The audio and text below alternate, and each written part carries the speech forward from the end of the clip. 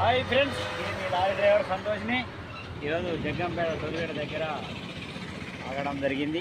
Tollgate దగ్గర కూరగాయల shop ఉంది. అక్కడ ఆ కూరగాయల షాప్లో కూరగాయలు తీసుకొని వచ్చేసాను ఫ్రెండ్స్.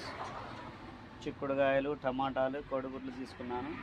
ఈరోజు ప్రత్యేకత ఏంటంటే బండ్లో దండలు ఉన్నాయి చూడండి.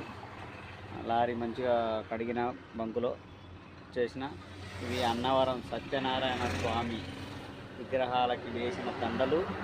అక్కడికి వెళ్ళి దండం పెట్టుకుంటుంటే అయ్యగారు తీసుకుంటే అడిగాను, ఇచ్చాడు ఫ్రెండ్స్. నాకు మంచిగా అనిపించింది.